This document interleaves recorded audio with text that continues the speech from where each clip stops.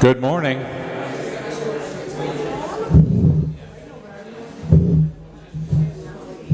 Good morning and welcome to our legislative wrap-up. Our legislative breakfasts and the wrap-up are brought to you each week during the legislative session, and now for the wrap-up by the Bridport Grange and the Addison County Farm Bureau with assistance from the Addison County Chamber of Commerce and the Addison County Regional Economic Development Commission, yes, or Regional Planning, which it says right there, Regional Planning. That's what I thought. So we have ground rules, the 2-minute ground rules that you've heard about. I'm sure in many past legislative breakfasts, you can ask a question, make a comment, anything that you'd like. Just limit it if you can to the 2 minutes. You'll hear the bell when your 2 minutes is up, and if you would stop there and allow an answer from a legislator or a comment from someone else, that way we'll get it all into our time period that we have today. So legislative session's over. There's a lot of things that are going on this summer, but let's first find out which legislators are here, if they'd move one at a time to the microphones and introduce themselves, and then tell us a little bit about what you've done. No, not over. So how is it to finish? So Senator a summary Ayer? of the last 2 years, you'll need lunch. My name is Claire Ayer. I'm finishing my 14th year in the Senate. I live in Addison and represent all the towns of Addison County as well as Huntington and Buell's Gore. I chair Senate Health and Welfare in the morning, and I'm on Finance in the afternoon.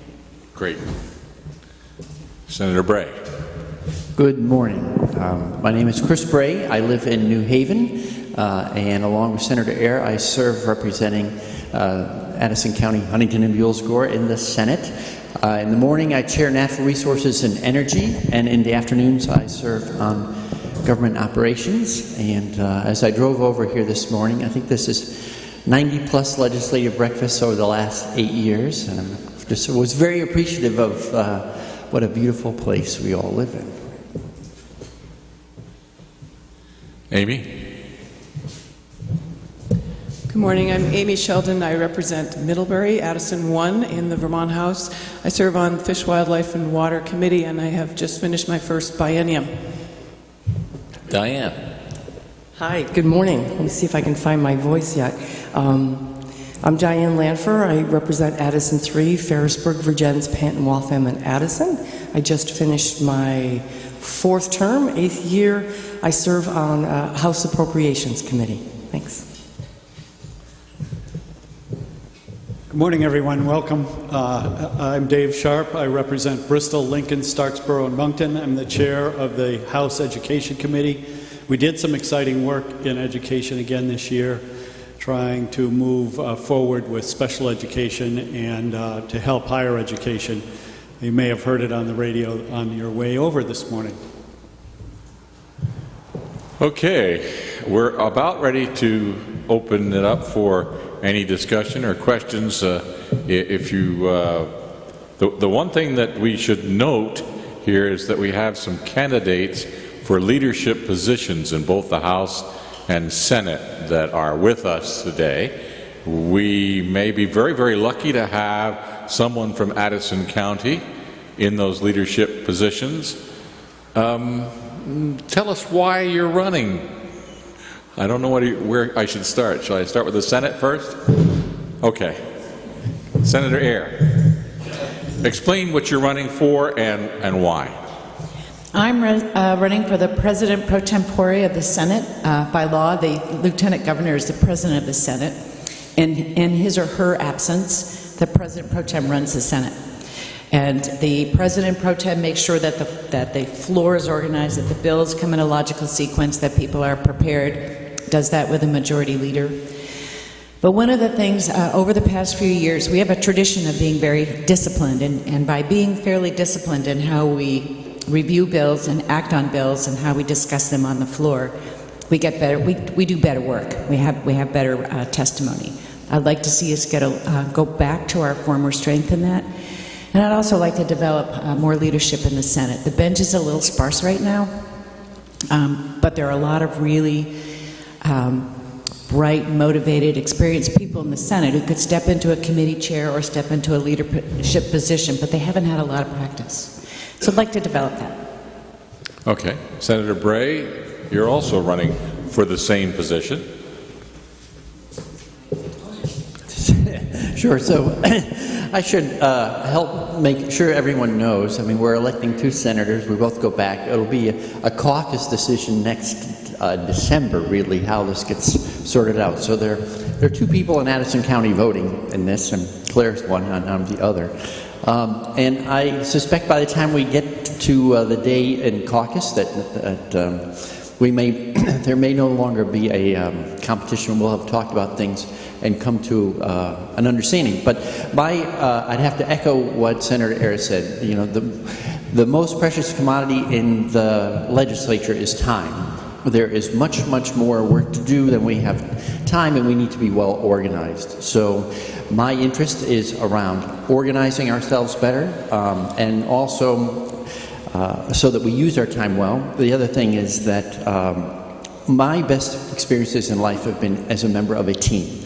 So sometimes that's a committee, many times it has been on sports teams, sometimes it's been at things on outing clubs, you name it, it's been team-related experiences. So I'm really interested in a Senate that works well as teams. And when I think of teams, I think of committees as your first team, and then the Senate as a whole as the second. And so I'd love to see us foster that kind of environment where we help people come together and do that sort of work. Thank you. And let's move to the House side of things and the potential for leadership. So it's been pretty well publicized that the Speaker is not running for re-election, and nor are 21 other House members, many of them long-serving leaders in their own right in the House. When I first ran for election to the House 14 years ago, my son drove electric-powered, a solar-powered lawnmower through the Bristol 4th of July parade that I put together from some spare parts and a few solar panels. And it pulled a trailer, and on that trailer were 4 topics: energy, economy, environment, and education. And those remain my 4 primary focuses in how we move forward. I've worked specifically on education, most specifically the last couple of years, and we've done some really great things. My strength is in consensus building. This very difficult education bill that we brought out, that you've no doubt heard about or read about, came out of our committee unanimously. And it came out unanimously because we listened to each other, we worked with each other, and we came to a consensus, which is how I served as chair of the Bristol Select Board and how I would serve as Speaker of the House. So do we, by having a leader or 2 from Madison County, do we lose a vote in the Senate and the House? Would you no longer be voting on issues? So typically the Speaker does not vote, although on particular critical issues, occasionally the Speaker does vote. And I think the benefit to Addison County is not so much in the vote of the Speaker as it is looking out for the interests of Addison County. Claire, you want to answer that? Okay. Okay, we're open for any questions or discussion. Yes.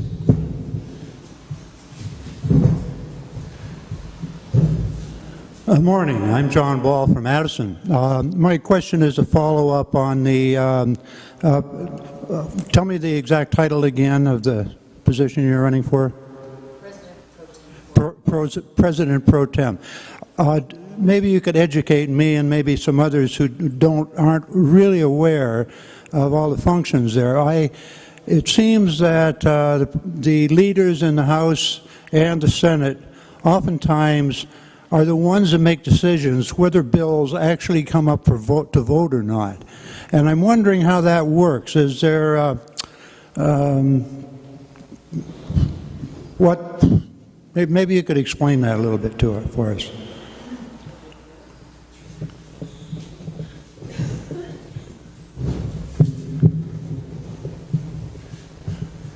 I would say that in the Senate, the President of the Senate, as well as the Majority Leader, can do things to facilitate, to make sure a bill gets up in a timely way. I have not seen, and the President of the Senate, it is rare that the President of the Senate will use his or her influence to block a bill or to promote a bill that isn't a priority of the caucus. Right. They can't single-handedly do that. Right. I mean, I think, to me, and I think we're probably thinking about it the same way, it's a service position, you know, that you are facilitating the work of the whole Senate, not necessarily. I think there is an old school model that you're talking about that says, I'm the chief, and I'm in charge of the entire tribe, and I'm going to bring stuff up, and I'm not going to bring stuff up. But I don't think that's particularly democratic, and I don't think it's particularly modern, and I'd like to make sure we don't run the shop that way. Federal government, that's the opposite case. I think that there's a notion and an idea, and sometimes it works a little bit, and that is that there are ways to reward senators or House members or disincentivize them from doing things.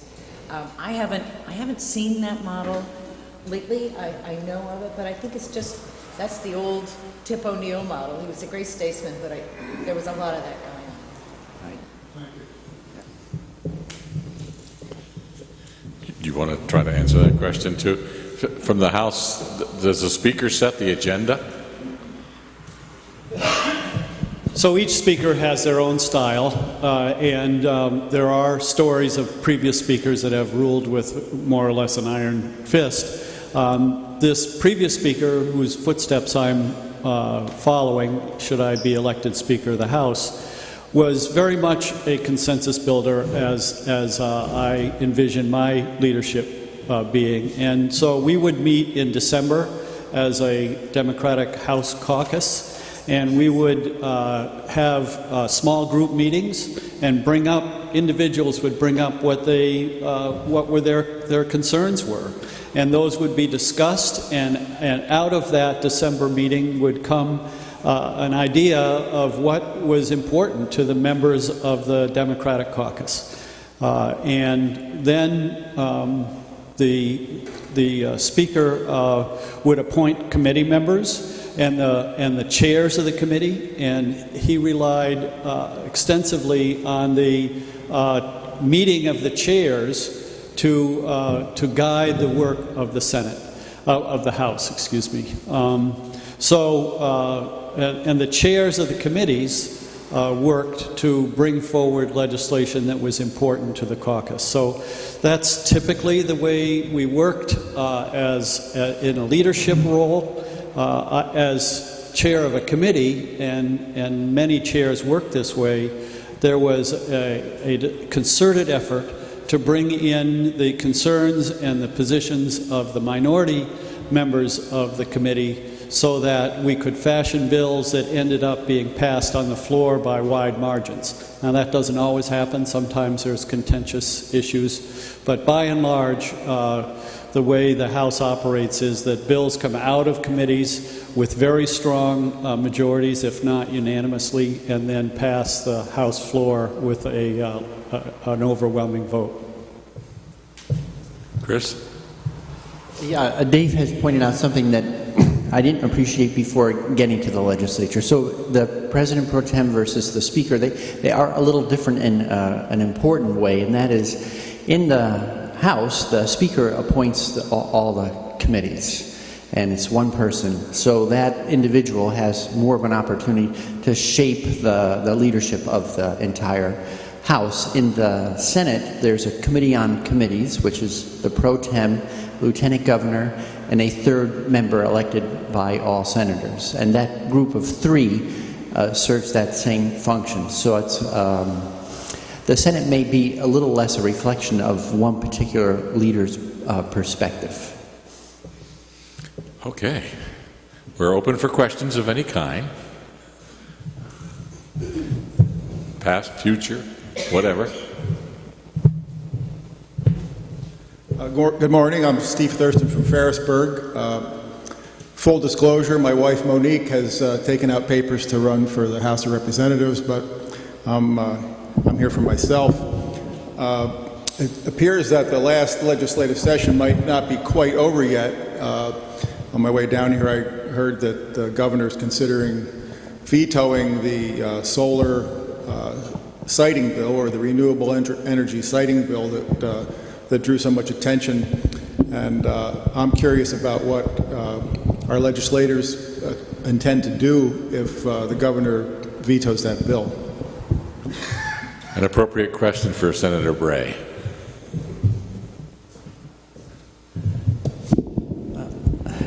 So, right, the bill is S-230, and at this point, when we adjourned with the motion that said, if a bill is vetoed and it's returned to the body that passed it, the originating body, with a message from the governor, that we will have a session on this Thursday, the 9th.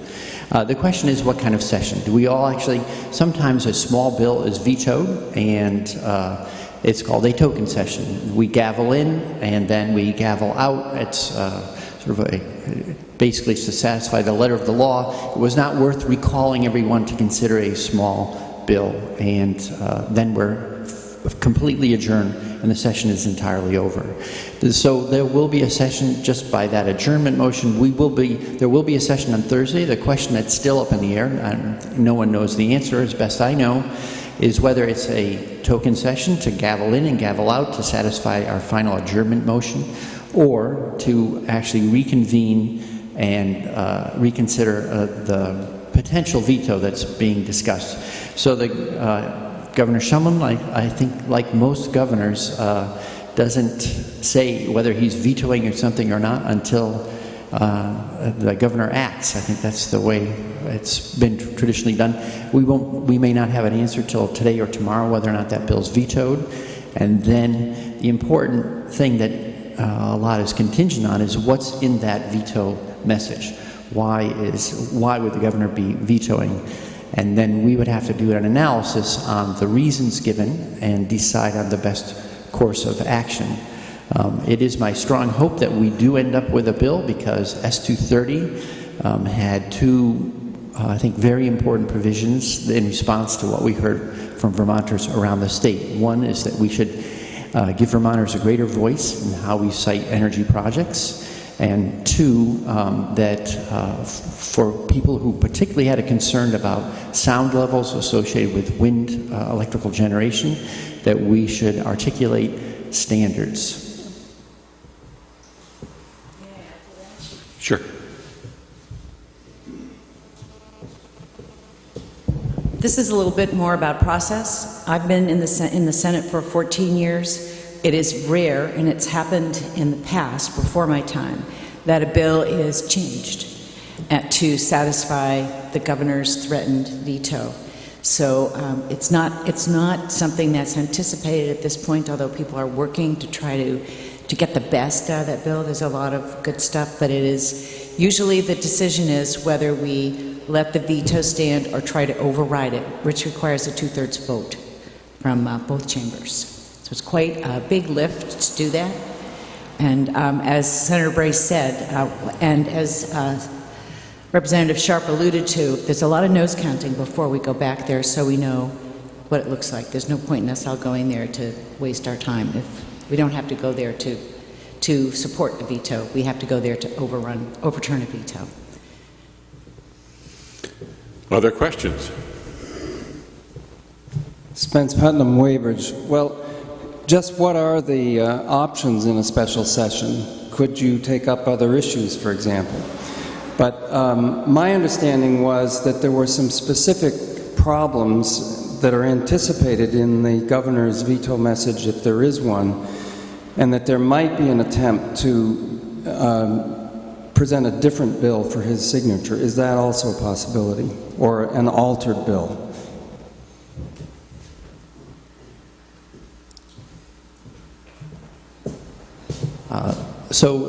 You know, we're stuck in the lane of speculation because we haven't yet seen whether there's a veto, and again, to come back to that veto message, to know precisely what the governor's concerns would be that would merit a veto, because the governor has actually spoken in support of the bill. So I can't really, you know, you could open the door to all sorts of scenarios, but if we convene as a regular, you know, a full legislature on Thursday, then it is a full day. You can introduce any action on a normal session day is, you know, is also an option on that day. A new bill could be introduced. So there is a scenario being discussed, explored a little bit, and we can't take 230 up and say we want to offer further amendment to it. That's not a motion that we could do. On 230, as we passed it and it's been sent to the governor, that's up or down on that bill. But it is also possible, while we were there, to say, should we see a message that encouraged us to say, we're close, but there is some ambiguity in here that we could clarify without changing the intent of the original bill. We could offer a replacement bill, and it would take both bodies agreeing that they preferred a replacement that addressed those ambiguities, clarified the language, maintained the original intent, and then that could be taken up and voted through. Once you come to that sort of consensus, House and Senate, then you can actually move things relatively quickly. But I don't want to get ahead of ourselves because we haven't seen a veto yet. We don't know if it's going to happen. And until we see, if it were to be vetoed, we have to see that message and know precisely what the points of concern are. Otherwise, I mean, we have to define a problem before we're going to solve it. Okay, more questions? No more questions? This will be a short session. Okay.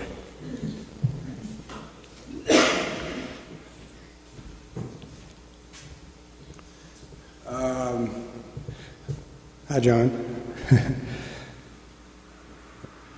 I may be mistaken, but I think I heard on public television that the legislative session was going to consider consolidation of schools during this session. Is that right? I thought there was, I heard... This week? No, during the session. Because I know consolidation of schools has been a big issue. So whether you consider it or not, I'd like to know where that stands, the process for consolidating schools in the state of Vermont.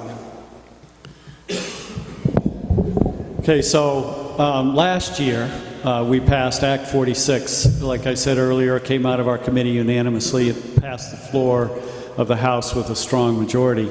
The concept behind Act 46 follows 2 governors and 3 commissioners and secretaries of education's recommendations that we create larger integrated K-12 school districts. We did, the first bill that passed was 153. Then there was Act 153, then in a subsequent legislature an Act 156, and then last year Act 46. The difference with Act 46 is that it has a timeline and it has an end date. So there is a requirement that local communities get together, have a conversation, and figure out ways that they can create an integrated K-12 school system that serves their students better than the current system. The current system is so fragmented and disjointed with cross lines of authority and communication that not only is it inefficient, but it deprives many students in our state of education that they need to move forward in the 21st century.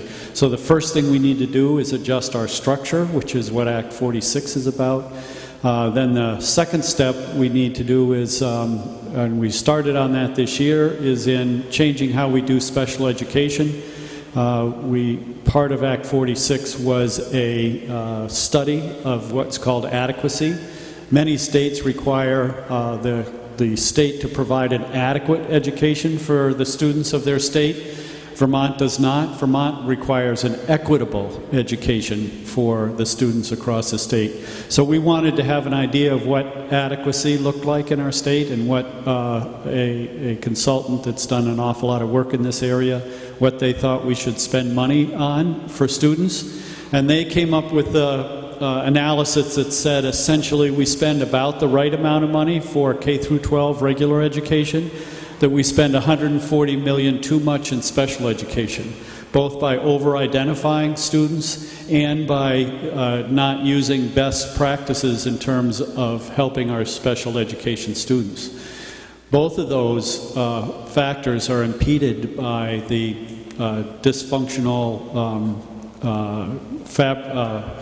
fragmented educational structure that we have in place. So it's our hope moving forward, as we move to these integrated structures, that we can bring best practices of special education into our school districts and do a better job and do it for less money. So there's a lot more to it, but I'll stop there. More questions?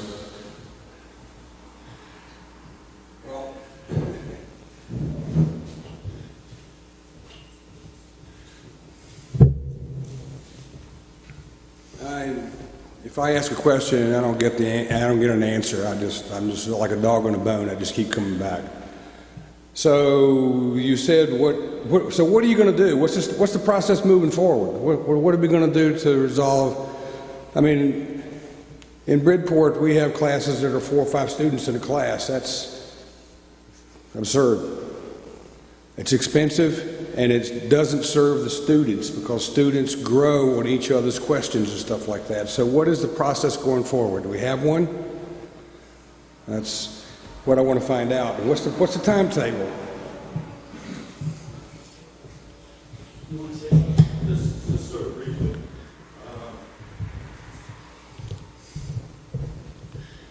Bob Zieloff, Bridport. As many of us know here, the Bridport joined the group and decided to vote to move towards a more consolidated administration. So Bridport is in fact moving along with the plans outlined in Act 46, and that's the first step in a process. I'm not on any of those boards, so I don't know the precise details. But Bridport is moving forward towards that under the umbrella of Act 46.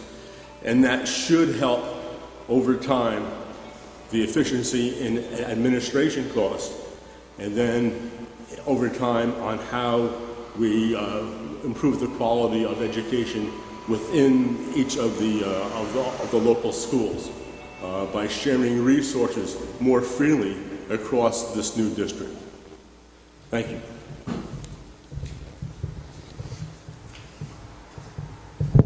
So we have a very strong tradition in Vermont of local control. And this bill, the Act 46, is imperfect. And one of the ways that it's been criticized is that the state didn't just say, okay, this is what districts are going to be, and live with it.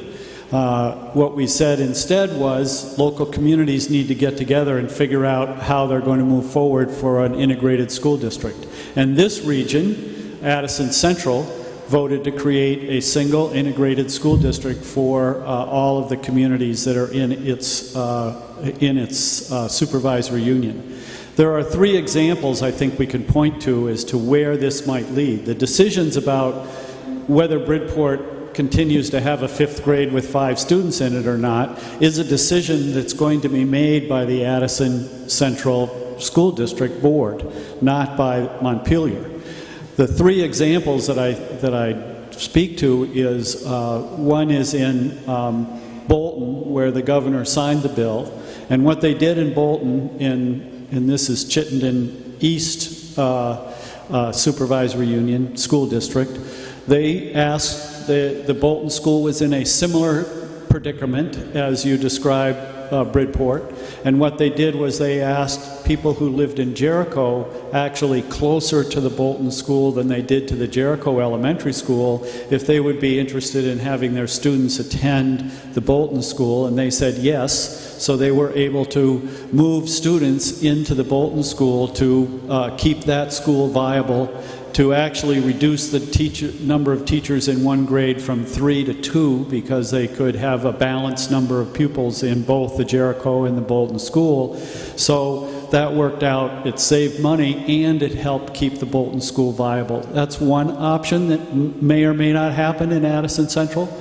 Another one is the Elmore-Morrisville issue. So Elmore is going to be able to keep its it's the last remaining one-room schoolhouse in the state, and they'll keep it for grades 1 through 3. And then students beyond that will go to the Morrisville school, and their high school students will go to People's Academy.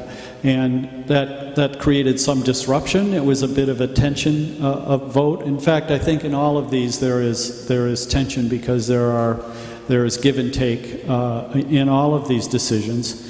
But this is going to enable the Elmore School to remain as a one-room schoolhouse with its grades 1 through 3, remain viable and supported by the larger school district. The third that I might talk about is Westford. So Westford is part of the Chittenden Central Supervisory Union that voted to create a single district. Westford had given vouchers to students beyond 7th grade to attend any school they wanted. The overwhelming majority of those students went to the Essex High School. So by voting to create a single high school, a single school district, they relinquished this choice or voucher system that they had. The few students, I think there's 5 students that were going to a different high school, they grandfathered those students and allowed them to finish their high school career in the schools that they were going to. And it's going to allow the Westford Elementary School to remain viable within that larger school district. They were facing extraordinary increases in property taxes because of the high cost of running their elementary school. So they will be able to continue running their elementary school in Westford, and their high school students will go to Essex. Now, this will play out differently in different parts of the state with different school districts, and it's not an easy discussion or easy decision probably anywhere in the state. It has moved forward much more quickly than we envisioned. We envisioned at the legislature that there would be 4 or 5 supervisory unions that would move in what we call the accelerated model in order to demonstrate to the rest of the state what the possibilities were. We've already had 9 school districts, school supervisory unions, vote to move forward, and it looks like by July 1st we may have 14 school districts move into this accelerated model, which is pretty exciting that there's this much of a response. My feeling is that this legislation came along at a tipping point. I think there was widespread belief among educators and taxpayers that something had to happen. And Act 46 is not a perfect something, but it's a pretty good something. And many areas of the state have moved forward, aggressively moved forward to embrace this and create integrated school districts. We do have some real difficult decisions that we have to make, and probably some changes to the law with regard to school districts roughly below Route 4. I always thought the problems were going to be in the Northeast Kingdom. Not so much. They're pretty homogeneous up there. It's below Route 4 where we have an incredible patchwork of districts in supervisory unions that sort of look like Africa, you know, that there wasn't any logic in how these supervisory unions were put together. So there may be some disruption of supervisory unions as towns realign in a logical fashion and do the best they can for their students, and that may require some changes in statute.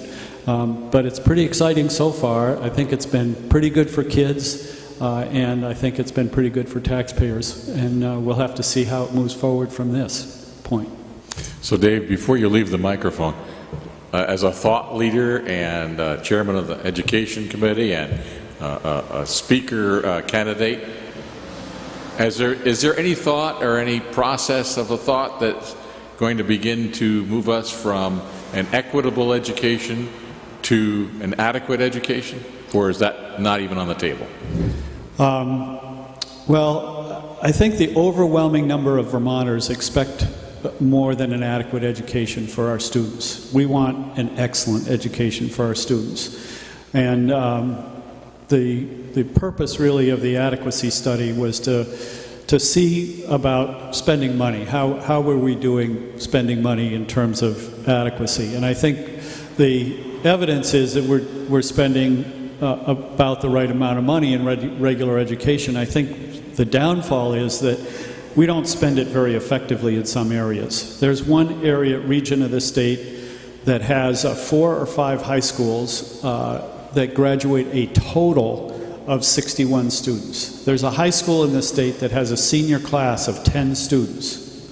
And these kids, these students can't possibly get the education that they need to be able to qualify to go to attend the University of Vermont or to acquire the skills they need to get decent paying jobs. So we have some realignment that we have to do. I think that our elementary school process actually works pretty well in the state. I don't like the concept of thinking about busing kindergartners an hour away to a different school. And although we do have some challenges in the elementary level, our really big challenges are at the high school level.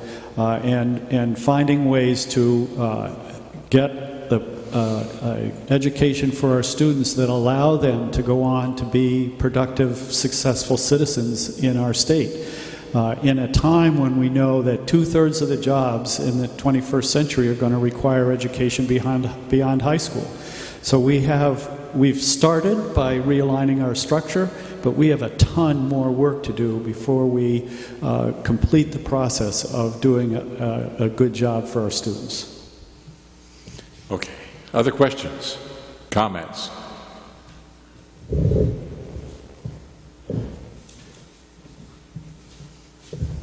Good morning, John Cristiano, New Haven. I don't think anybody here would disagree with the idea that we need to give our students a better education and at least an adequate, if not better. That's a given. I do have a question, however, in how the structure is pulled together. The supervisory union idea is a good idea. When you got 4 or 5 students in a class, they don't get the benefit of the interchange. So I guess my question is, in all this process, my understanding is that there's an awful lot of administrator baggage that gets dragged along and lumped into these supervisory union collections. And I'm wondering, is there any information that you could share with us? Is there anybody in a supervisory position that's been let go or lost their position in connection with these accumulated supervisory unions? Because that's a big, administrators are a huge expense, and I don't think they do very much of anything to educate the student themselves. Thank you.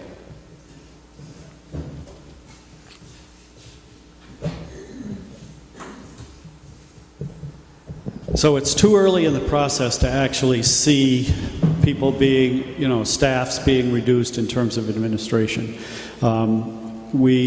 It's one reason we put the tax incentives in place for school districts to move to these integrated systems.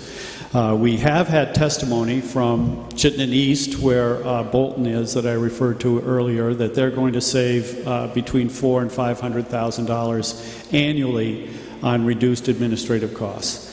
We have estimates from the Chittenden Central that they'll save $1 million. Now, why is it so much more in Chittenden Central?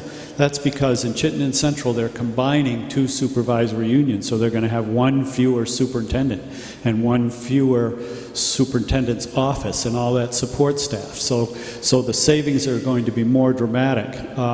It wouldn't surprise me at all going forward in the future that we see some more instances of a couple of supervisory unions coming together and reducing the number of superintendents in the state. We have 60 superintendents for a state with less than 100,000 students. Denver, for example, has one superintendent for 100,000 students. Now, I don't want to be like Denver, but I think that our micro districts and our exceedingly small administrative units are not a particularly efficient way to go. And so I would be hopeful. This is a local process now. We have not and probably will not mandate at the state level. But it would be healthy in our state if we were to find ways to reduce the number of superintendencies to around 30 superintendencies. So we'll have to see how that works out moving forward. Don't sit down, Dave. Margaret Cloak, Middlebury. Years ago, I used to work for the DO program down in, which is for kids that have special needs. In I'm sorry, my brain is pickled these days. Down in the Hannaford Career Center.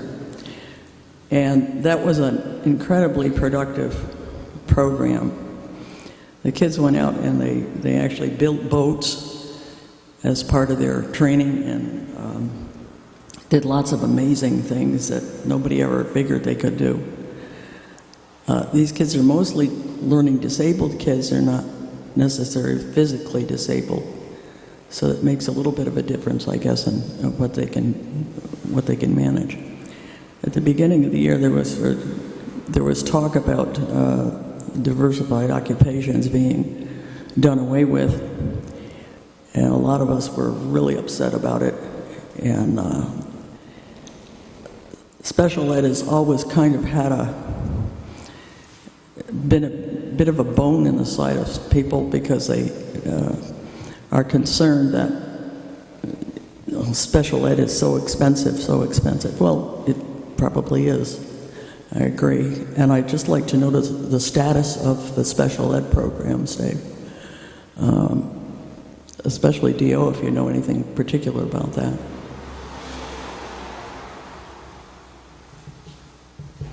So I worked 1 year as an automotive technology instructor down at the Hannaford Career Center and was familiar with the DO program and worked with the staff there. It's a wonderful, wonderful program. Their placement rate in job occupations for their graduates exceeded 90%. It is an excellent program. The problem there is that the federal government came in and did an audit of the program and said, you are not mainstreaming these students sufficiently. So it's going to require some changes in how they do the distributive occupations program at the Hannaford Career Center. I very much hope that they're able to do that in a way that satisfies federal standards, and I believe that the Agency of Education is working with them to help them move forward in that direction and retain the quality of program that they've had down there for, I think it's been about 20 or 25 years that they've been delivering this kind of service to students of special needs. So that's not an issue of state government or anything that the legislature can handle. This was the federal government mandates around mainstreaming. And I hope we can find a way to satisfy those federal requirements and keep the DO program open. Okay, we're open to all topics, of course. We can move away from education if that's what you'd like. John? John Ball again, Addison. Wow, a one-room schoolhouse. I went to grades 1 and 2 in a one-room schoolhouse. We had 8 grades. That brings back memories. Glad to hear there's still one left in Vermont somewhere. Special needs brings up a starting point for what I want to address. One of the things we're faced with in this country today is the falsehoods, the lies, disassembling that we're getting from the major corporations. We all know the tobacco story horror and how the tobacco executives lied in front of Congress, for many years until it was finally proven and shown that tobacco was a dangerous health product. It goes on and on. Lead, PCBs, asbestos, and these corporations that are producing these things are lying and keeping these things on the market for the holy dollar again. Anytime there's huge billions of dollars available for something like this, I am totally suspicious.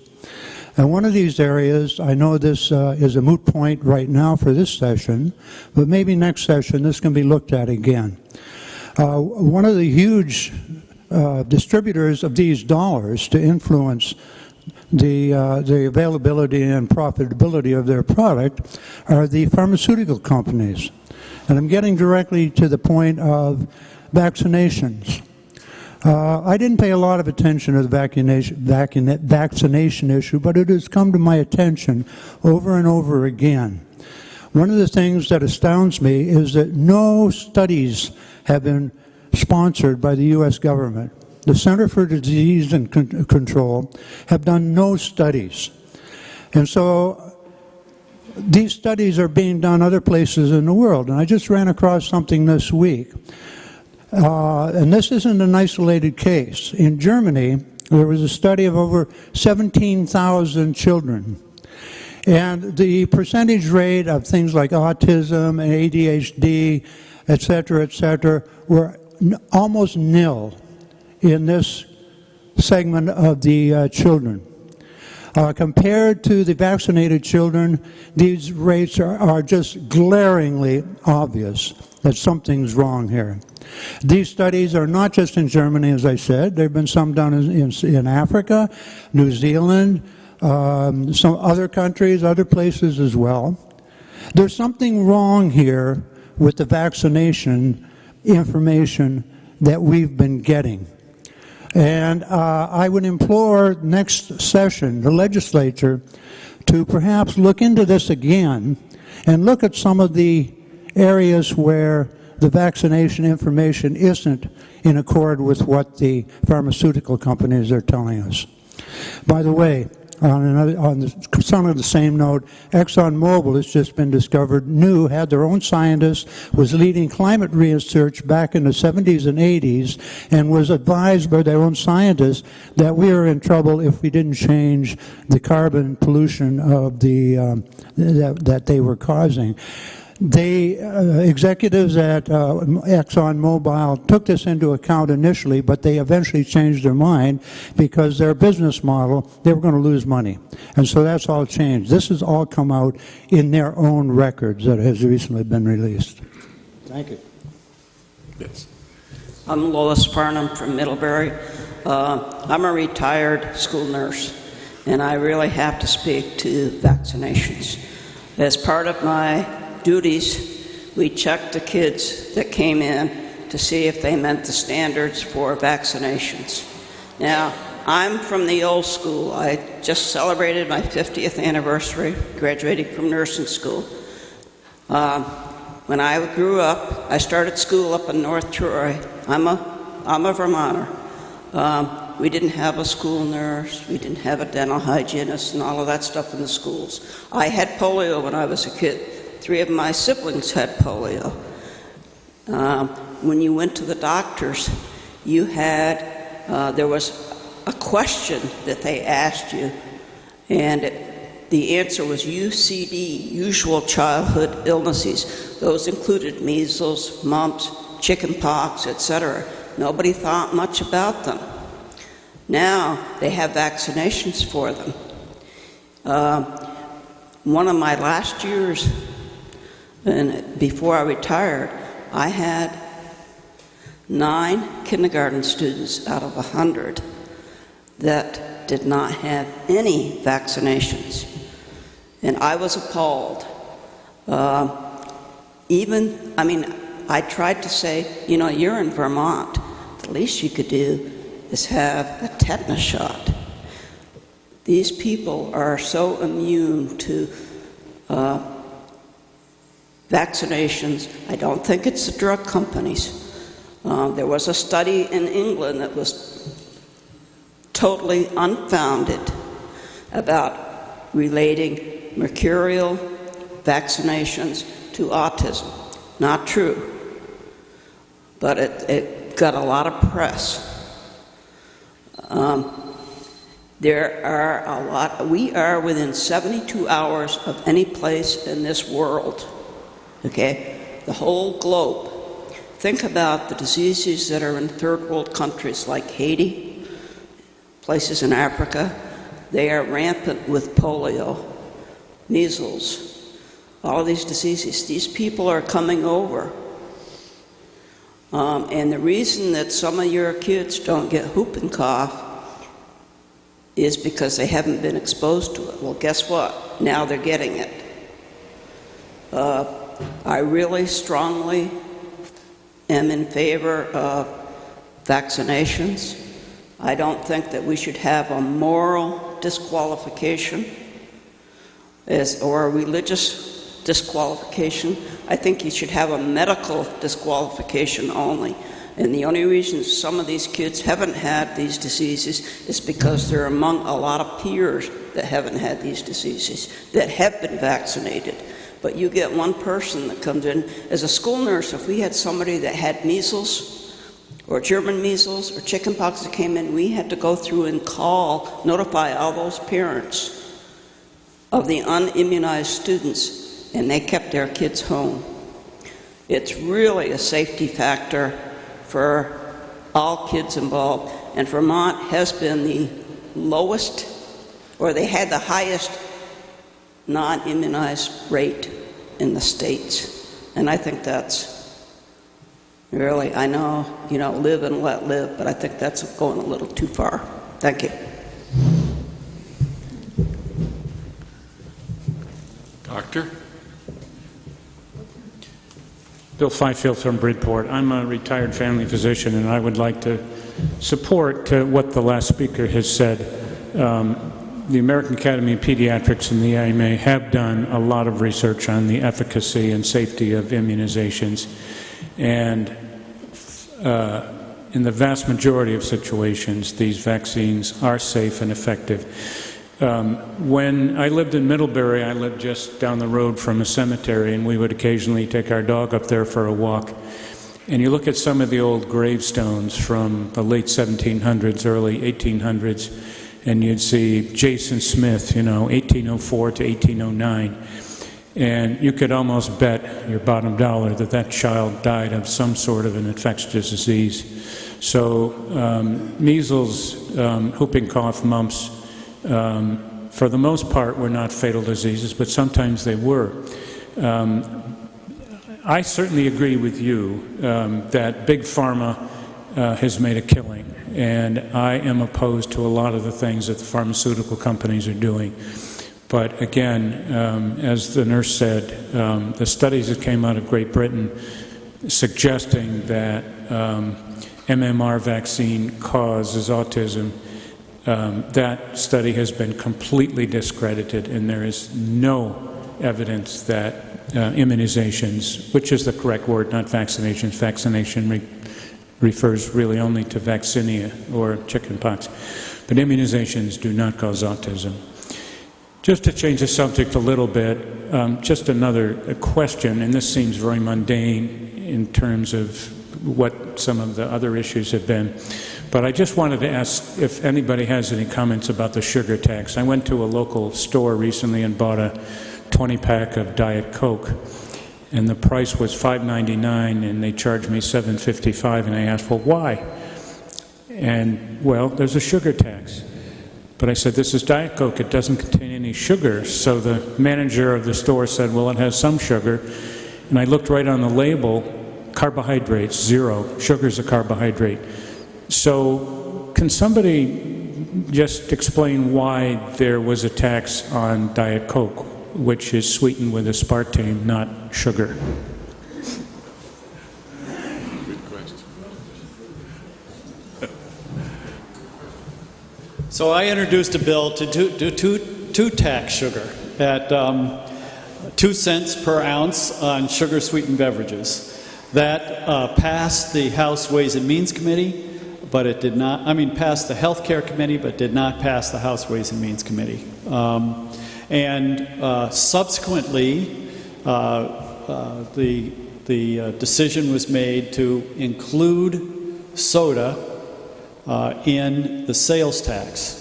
So it's not a sugar tax. What it is including the definition, for definitional purposes, what is taxed under our sales tax provisions to include soda. So whether it's diet or sugar sweetened, it's getting taxed. And there are other drinks, I think maybe somebody knows the details of this, but if they're not 50% fruit, I think it is, they're taxed. So if it's 20% fruit beverage, then it's taxed according to the sales tax, if I remember correctly. Yeah, so chocolate milk, for example, has an awful lot of sugar in it, but we don't tax that.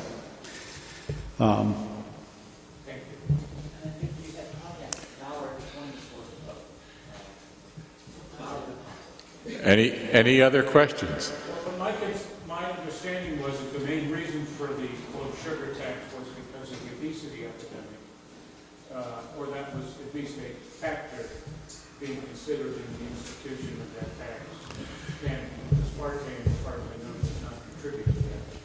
Well, yes, that was the notion of having a sugar tax, is that sugar-sweetened beverages quite possibly are the single biggest contributor to obesity in our state and in our nation. And other entities, notably New York City and I wish I could remember the other place, have tried to move forward with a way of taxing sugar. It's a huge problem. There are some recent studies out, however, that this artificially sweetened soda is maybe not equally contributed, but also contributes to obesity problems. So there's still science work left to be done with regard to aspartame and the other artificially sweetened products, beverages out there. But there's no doubt that sugar-sweetened beverages are a huge contributor to obesity and cost our state tax dollars huge amounts of money, as bad as or worse than tobacco.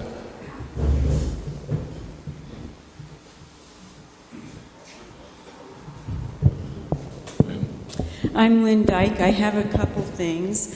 About the sugar causing obesity, I agree that is one thing. I think there are many things that cause obesity. One is depression and all those moods. Another, poverty. People cannot afford to buy the things that are so healthy for them. Another thing with the autism and the ADHD or whatever it is food sensitivities. And that's one thing we don't look at much at all. I had one. I thought I actually had a disease that I was going to die from. I finally went to a naturopath, and I had a food sensitivity test. I have a sensitivity to cow's milk.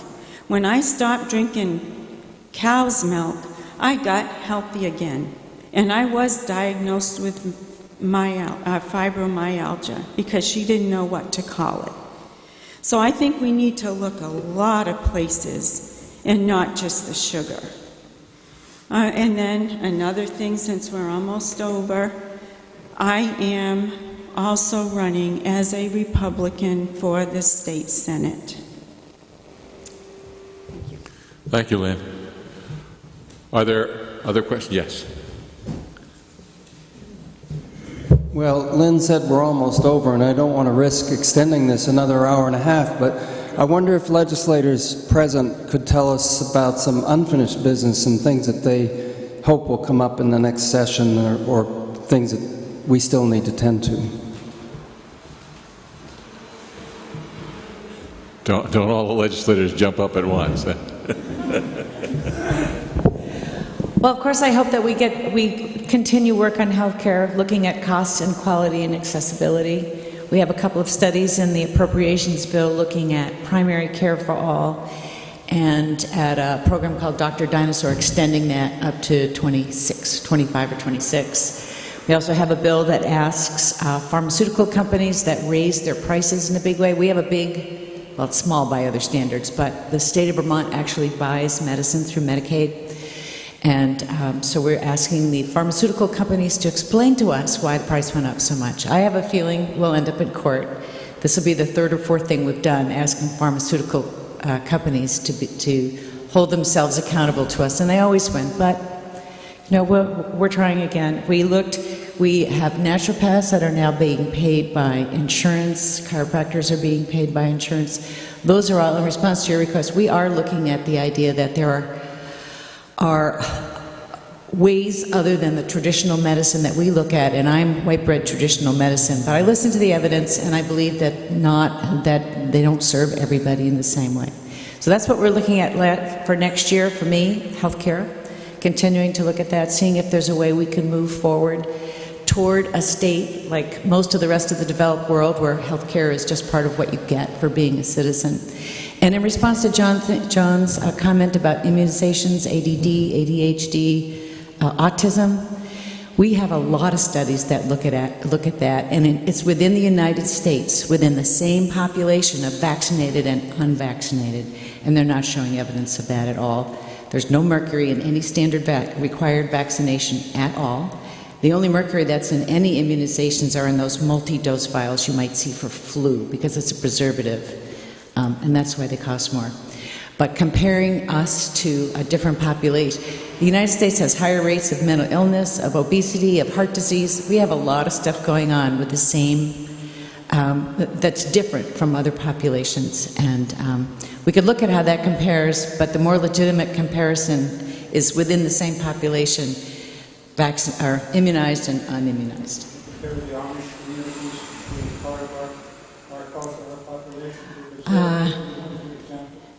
I'm not sure that I would. Yep. Senator Bray.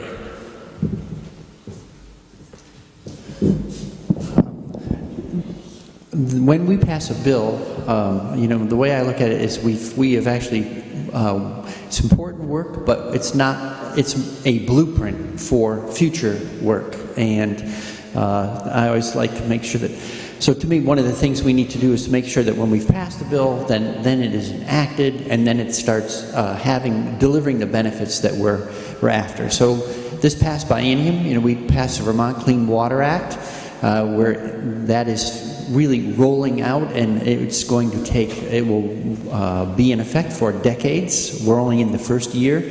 So one of the most important things we can do is make sure we're funding it adequately, making sure we're getting programs up and running, and that we're starting to see improvements in water quality. Similarly, I hope that we will, in fact, have the Energy Development Improvement Act, also known as S230, the siting bill, whatever we call it. And that too is also a blueprint. It lays out a program for integrating towns and regions into the energy planning for the state. There's a lot of work to do that planning and see it roll out and be a success. So on the front of energy, on the front of clean water, we've laid out good bills. Now we need to keep on paying attention to how well they're working, make adjustments, follow them, and not just move on to another topic. And then last, we did, to John's point around toxicants, you know, toxic chemicals in the environment. We just passed H 595 last week, and it looks at exposures of Vermonters to toxicants like PFOA down in the Bennington area. And in that bill, we're creating a working group to help us get out from being in, I think, maybe too reactive a mode after the fact that we discover things, and move towards proactive stances like testing ahead of time for things to try to limit the exposure of citizens to toxic chemicals. The troubling paradigm that the federal government uses for chemicals used in industry and throughout the environment is that Only after you see enough people getting sick enough do they then get withdrawn from the environment. And that's in contrast to the Food and Drug Administration that says you can't start using this drug until you've demonstrated that it's safe and effective for human use. Chemicals get a buy from the get-go, and only after we see enough, sadly, enough health problems do we then limit things. So, for instance, under the Federal Toxic Substances Control Act, passed 40 years ago, it started by grandfathering in roughly 60,000 chemicals, many of which are still out in the environment. Representative Sheldon. There's always a lot of overlap between my committee and what Senator Bray is working on. So he did a great summary on the toxics working group. I was going to mention that. Another veto that we may have an opportunity to look at on Thursday if we go back into session is on additions of public members to the Clean Water Board, which is something that the House Fish, Wildlife and Water Committee felt very strongly about. We got the support of the whole body to add 4 members of the general public to a committee that decides how the funding for that bill is going to go forward. Right now it's made up of political appointees at the executive level, and we feel strongly that for balance, we want everybody in on the Clean Water Bill, and to have everybody in, we need representatives from towns in multiple watersheds. So we're hoping that if we do go back into session, we may look at that, and if not, it'll probably be back on the docket next biennium. Let's see, another disappointment for me and my committee was that we had consensus both we had consensus from the business community, the permitted community, to include permitting of new half-acre development for stormwater purposes. And again, looking at long-term water quality issues in the state, it's really important for us to proactively, and it costs us less if we can invest in stormwater mitigation at the time of development than if we do it after the fact. And so we all know we have a problem with our surface waters, in particular Lake Champlain. And so it was our hope that we could get that permitting to go early on while we have the support of people who would be needing to do it. And finally, a bill that also gained a lot of support in the body that the governor's, I think he has to decide today on, is a forestry bill that included a number of important changes to how we manage our forests in Vermont. And I'm hoping that he's going to sign that bill today. And if he doesn't, we'll probably either take it up Thursday or we'll look at it again next biennium. Thank you, Amy. Diane? Thank you. Thank you. Well, if I should be so lucky as to return to Montpelier, I would hope under a lot of new leadership, there's going to be a lot of changes. But one of the things that I hope that we make it a priority to continue with is the last 3 years' work on what we've been working towards on the budget process reform and how we approach that subject. Looking at the committees within the House and not just appropriations making the decisions, but actually really putting back the budgets to the committees of jurisdiction and asking those committees to really look at their numbers, their programs, their priorities, where do they see the best investment for Vermont tax dollars. And that has been an ongoing process and a learning curve for many of the committees that prior to 3 years ago, I don't think that was really within the realm that they actually approached those numbers. So we'll continue to work within that type of reform, and I would hope and continue to look at the results-based accountability and how we look at what we choose to fund.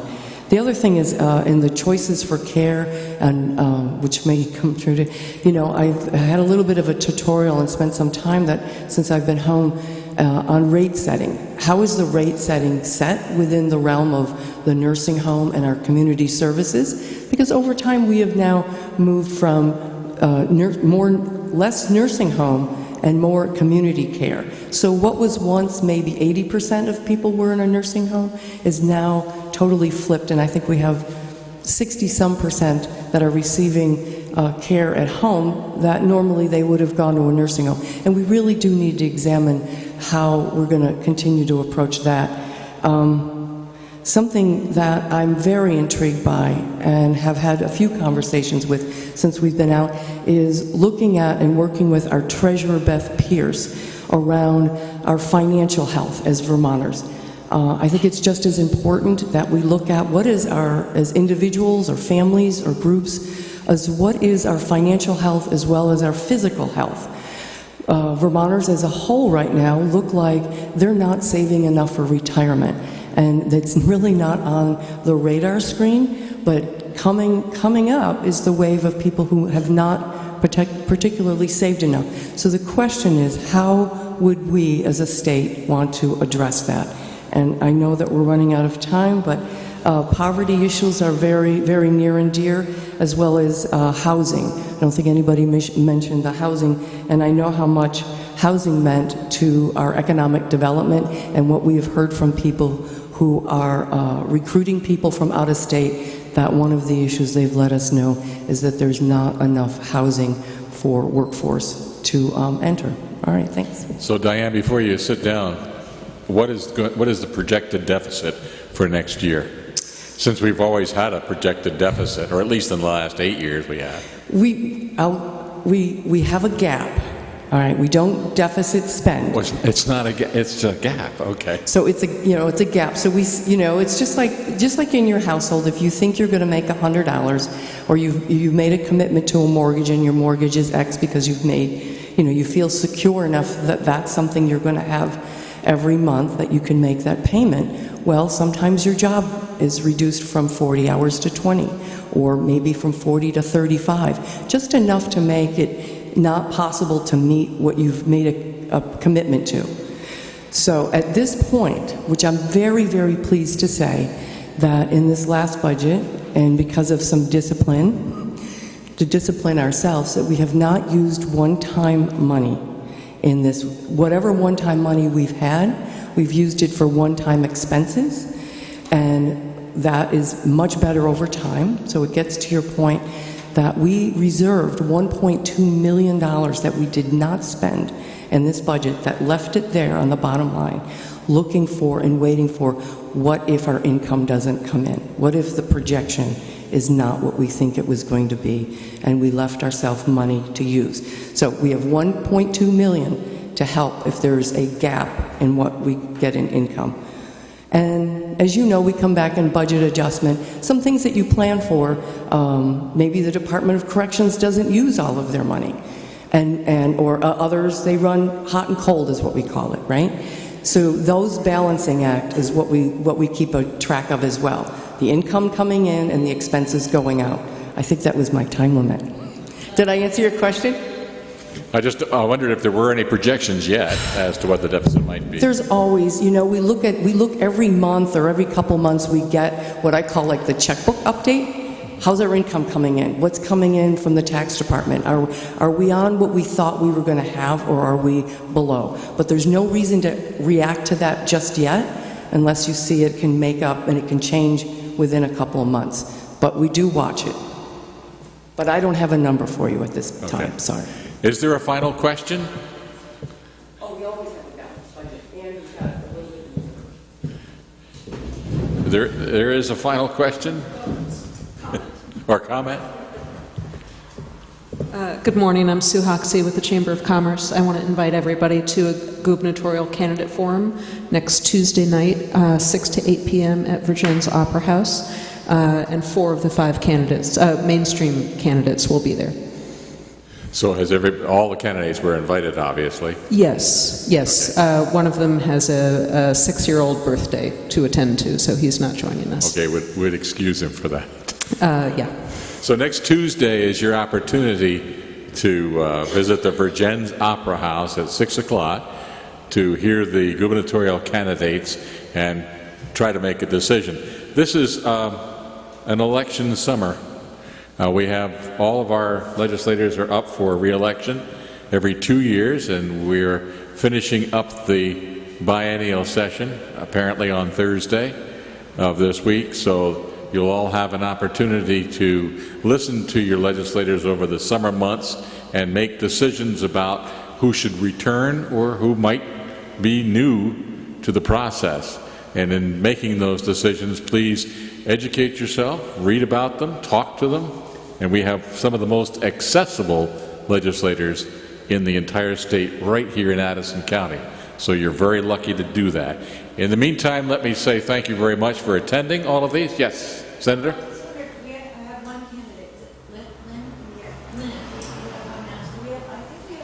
Are there, okay. Are there other candidates could go to the microphone and just say hi and who you are and why? I don't think we have enough time for all that. I'm Robin Shy. I live in Middlebury, and I am running for one of the Addison 1 seats. It's a 2-seat district. And I currently run the Addison County Economic Development Corporation. And I'm really looking forward to being able to serve Middlebury and Addison County and Vermont in the State House. Thank you.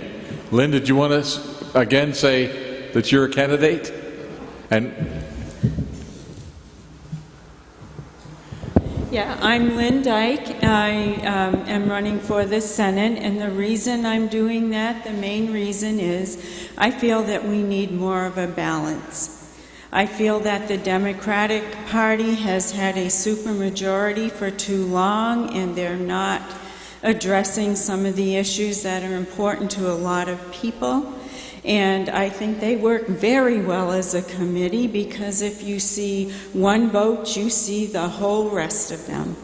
And I want to get in there. I think we need new eyes on the problem, new ways of thinking, and all of that. I have nothing against anybody. I just want to be part of one thing, fixing. I think right now we are in a real mess, and a lot of people are angry and depressed and hopeless, helpless, whatever. And I think we need to change that. thank you, Lynn. Appreciate that. Thank you again for coming to the legislative breakfast each year. We are planning on doing it again next year. The breakfasts and lunches are sponsored by the Bridport Grange and the Addison County Farm Bureau with help from the Chamber of Commerce and Regional Planning. And I wanted to say thank you especially to the folks at the Bridport Grange. This is their home. They do a fantastic job putting these things together. The rest of us kind of just follow along in what they're doing. And thank you so much for the delicious breakfasts and all of that.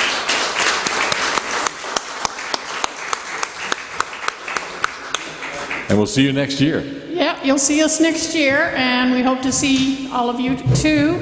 And we have listened to some of the comments from different people about scheduling, and we'll be taking that into consideration when we do our scheduling in November and December. We have to start that early, and so you might see a few changes in the setup of not, just see the papers, it'll be in there. Thank you all.